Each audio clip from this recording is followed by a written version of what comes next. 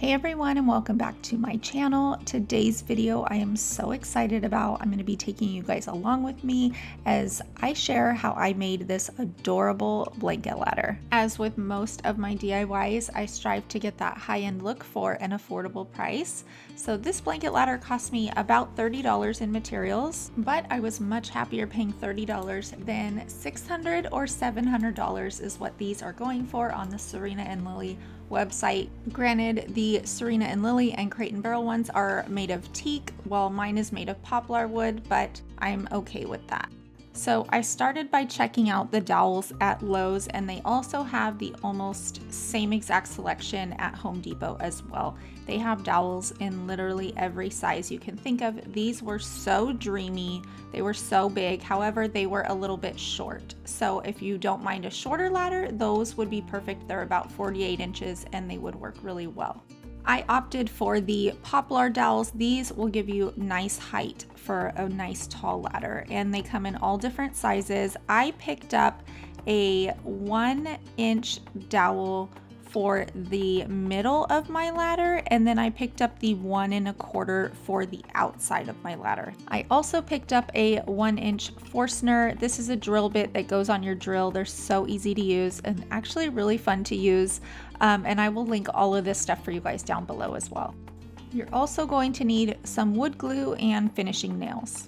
So I started by measuring out my 1-inch dowels, and these are going to be the rungs, or the steps is what you would call them, that go in the middle of the ladder. The Serena and Lily ladder is either 30 or 48 depending on what you want it to be, so I thought 35 would be a good middle for me. Because the 1-inch dowels are so tall, I was able to get 4 out of 2, if that makes sense. So we took 2 dowels and cut them down into halves, and then we had 4. So once I had my 4 steps, or my 4 rungs, then it was time to measure out the distance apart on the sidebar. The distance in between each rung or step was 17 inches, so that makes 17 inches in distance between each step. I did, however, leave a smaller space at the top that was about 5 inches, and then a larger space at the bottom, and I will show you guys that diagram and all the measurements here.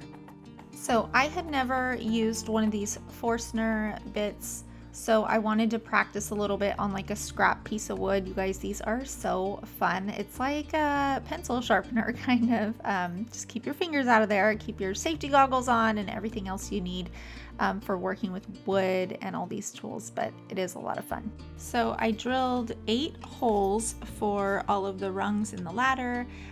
It's very easy. Just make sure that they're centered and that you don't go all the way through your ladder. You want to stop not even halfway.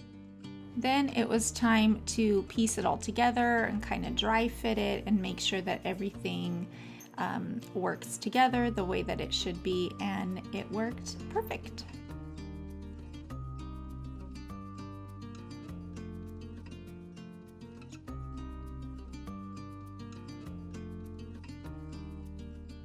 Then I took the wood glue and filled all of these little holes with a generous amount of glue.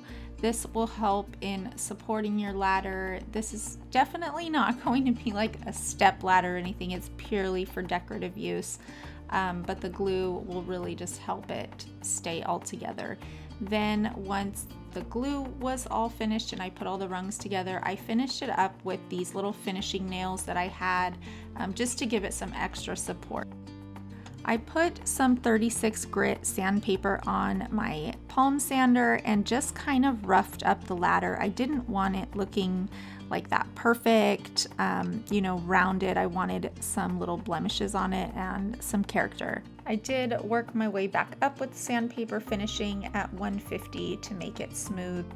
And then I dusted everything off with a clean towel to make sure there's no dust on it at all. I took a tape measure and measured from the floor up the leg, and I went about 11 inches up. Then I masked off a line and painted the poly above it. I used this 1-coat polyurethane. I use this all the time. It is water-based and very easy to brush on. Once the poly was dry and I took the tape off, you could definitely see the line of where I wanted the paint to go. So I just taped that off on the top this time, and then I was planning on painting on the bottom. You do want to make sure that your masking tape is on straight, and that will ensure that you get straight lines for your paint. I like to press down on the edges and make sure that that line is sealed as good as it can be so no paint gets in there. And I just use whatever white paint I have on hand. This is actually an exterior paint, but it really doesn't matter. You can use a white craft paint, whatever you have on hand. I just took a very small paintbrush and painted this on to make sure that those edges are really crisp around the tape. And once it is pretty dry, I will usually take the tape off a little bit early just because I cannot wait to see those clean lines. That's one of my favorite parts, but it works out so nice and leaves that really neat line on the leg. And it doesn't get much more satisfying than that. A high-end dupe for literally a fraction of the price, and it looks so adorable wherever you put it. This one is in our office that we've been working on. There are so many possibilities. You can do these in your living room for blankets, bathrooms for towels. There are so many things, and even around the holidays you can do blankets or stockings. So many ideas, and it just looks so adorable. So I hope this video inspired you guys to try something new. Thank you guys so much for watching, and don't forget to hit that subscribe button, the little bell notification to be notified when we release new videos. Thank you guys so much for watching. Don't forget to say hi in the comments, and we'll catch you next time.